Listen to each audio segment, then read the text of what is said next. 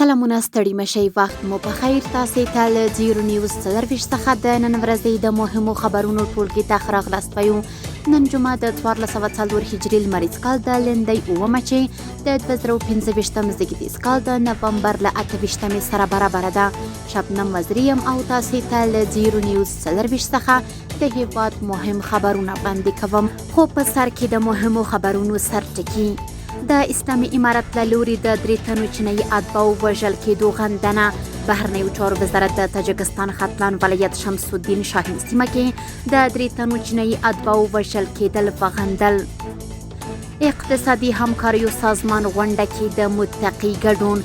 اسلامي امارت د بهرنیو چارو وزیر په لومړي ځل د اقتصادي همکاریو سازمان په 9مه غونډه کې ګډون وکړ. او پاکستان ویلي چې افغان خاوره باید د تاوتریخوالي، تروریزم او بریدونو لپاره ونه کارول شي. اوس هم بشپړ خبرونه. بهرنیو چارو وزارت د تاجکستان ختلان ولایت شمس الدین شاهین سیمه کې د 3 تنو چینایي اتباعو وژل کېدل وغندل. د اسلامي امارت بهرنیو چارو وزارت د یوې اعلامیې په خپرولو سره د تاجکستان ختلان ولایت د شمس الدین شاهین په سیمه کې د 3 تنو چینایي اتباعو د وژل کېدو د پیښې په اړه له چین او تاجکستان سره خپله ژوره خواشیني څرګنده کړې او دا پیښه یې په کلکو ټکو غندلې. اعلامیه کې راغلي چې اسلامي امارت د اړوندو ارګانونو لخوا د لومړنۍ ارزونې او معلوماتو پر اساس په دې پیښه کې هغه کړی لاس لري چې په سیمه کې د ګډوډۍ، بې ثباتۍ او د هیوادونو ترمنځ د بې باورۍ رامنځته کولو لپاره هڅې کوي.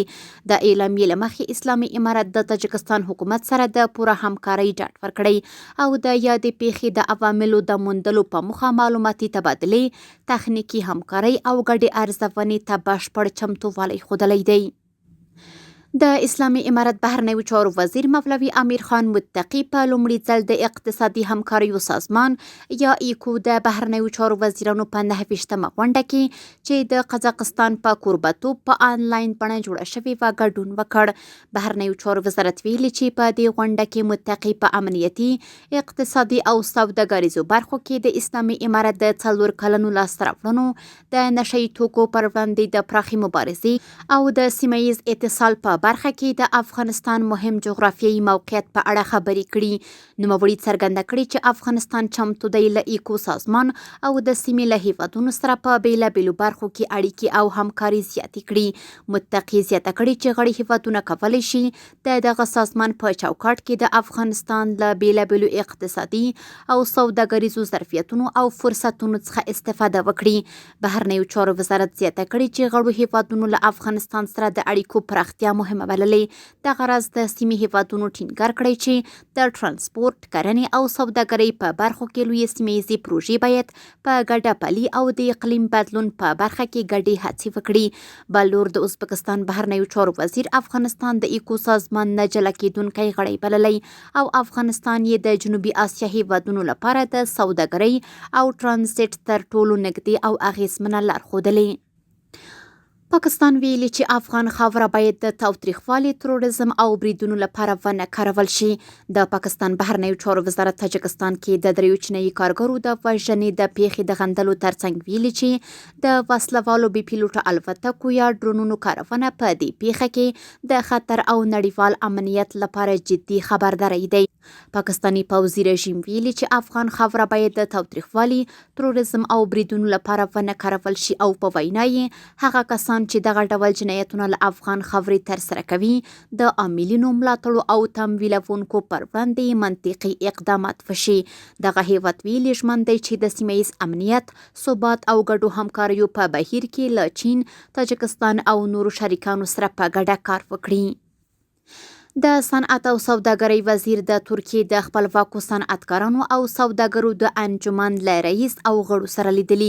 د صنعت او سوداګرۍ وزیر نورالدین عزیزي د ترکیې د خپلواکو صنعتکارانو او سوداګرو د انجمن له رئیس او غړو سره لیدنه کې دواړو خواو د افغانستان د پراخو سوداګریزو او پانګوالو فرصتونو په اړه خبرې کړې دي.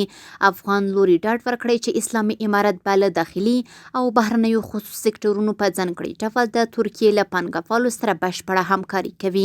ترکي لوري هم د موسسات د دفتر د پرانیستلو او د دې انجمن او غړو شرکتونو پانګونې او سوداګرۍ ته لیوالتیا څرګنده کړې او ویلي دي چې افغانستان د ترکیې د خصوصي سکتور لپاره یو له مهمو اقتصادي مقاصدو څخه ګڼل کیږي. موسسات د ترکیې له سترو او معتبرو اقتصادي بنسټونو څخه دی چې په 1990 کال کې جوړ شوی. زرګونه غړي لري او له لسګونو هیوادونو سره یې سوداګریزې اړیکې پراخې کړي دي. دغه انجمن له افغانستان سره د اقتصادي همکاریو پراخولو لپاره هم خپل چمتووالی اعلان کړی دی. او وروستی خبر هم دا چې په مسکو کې د اسلامي امارت سفیر مولوي ګل حسن د شمال جنوب ترانسپورتي دهلیز په 3م نړیوال فورم کې ګډون وکړ. په مسکو کې د اسلامي امارت سفارت ویلي چې د یاد سفارت سفیر د وینا پر مهال ویلي چې د شمال جنوب دهلیز نښلول د لاجورد لارې او د شپږو هیوادونو له ځمکني دهلیز سره د مهم اقتصادي بدلون لامل ګرځي. د فورم ګډونوالو هم د دهلیز له ارزښت څخه یادونه کړې او هم یې د سیمې اقتصادي پرمختګ د افغانستان له ثبات سره تړلی بللی. سفارت زیاته کړې چې حسن د سفر پر مهال د استراخان له سرپرستوالي سره په اقتصادي همکاریو، ترانزیټي اسانتیاوو او هم د افغانستان په ستراتیژیک اهمیت خبرې کړي او همداراز دغه ښار له سوداګریز بندر څخه لیدنه کړې. کورني خبرونه هم دومره وو. د بهرنیو او سپورټي خبرونو لپاره زموږ پاڼې وڅارئ. په خپل رسنیو باندې فیسبوک، انسټاګرام، ایکس په پاڼې، ټویټر، یوټیوب او ټیک ټاک زموږ خبرونه خوښئ او موږ تعقیب کړئ. ادرس یې 0 نیوز 24 خبرونه د الله پامان.